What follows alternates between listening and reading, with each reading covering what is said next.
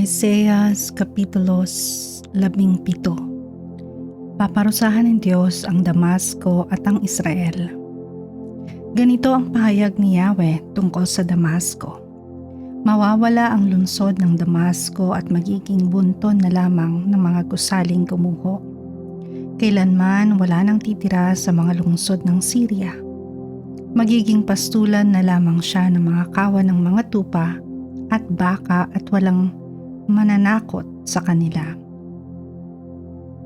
Mawawasak ang mga tanggulan ng Ephraim, babagsak ang kaharian ng Damasco. Matutulad sa sinapit ng Israel ang kapalarang sasapitin ng malalabi sa Syria. Ito ang sabi ni Yahweh na makapangyarihan sa lahat. Sa araw na iyon, maglalaho ang kaningningan ng Israel. Ang kanyang kayamanan at ay mapapalitan ng kahirapan. Matutulad siya sa isang triguhan matapos gapasin ng mga mag-aani.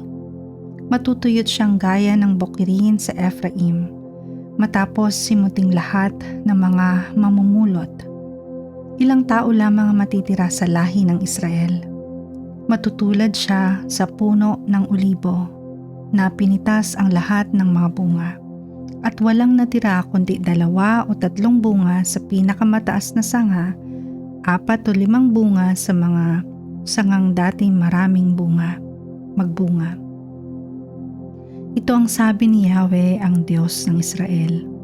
Sa araw na iyon, lalapit ang mga tao sa lumikha sa kanila, sa banal na Diyos ng Israel. Hindi na nila papansinin ang mga altar na sila na rin ang gumawa. Hindi na sila magtitiwala sa mga Diyos-Diyosang Asherah o sa mga altar na sunugan ng insenso na inanyuan ng kanilang mga kamay. Sa araw na iyon, iiwan ng mga tao ang iyong mga lungsod, tulad ng nangyari sa mga lungsod ng mga Hivita at Amoreo noong dumating ang mga Israelita. Kinalimutan ninyo ang Diyos na nagligtas sa inyo at hindi na ninyo naalala ang bato na inyong kanlungan. Sa halip, gumawa kayo ng mga sagradong hardin at itinalaga ninyo sa isang Diyos-Diyosan sa paniniwalang pagpapalain niya kayo. Ngunit kahit tumubo man ang mga halaman at mamulaklak sa araw na inyong itinanim, wala kang aanihin pagdating ng araw. Kung pawang sakuna at walang katapusang kahirapan. Kundi pawang sakuna at walang katapusang kahirapan.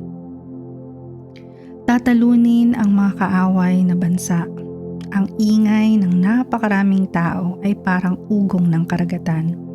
Rumaragasa ang mga bansa na parang hampas ng mga alon. Nagkakaingay ang mga bansa na tulad ng daluyong ng tubig.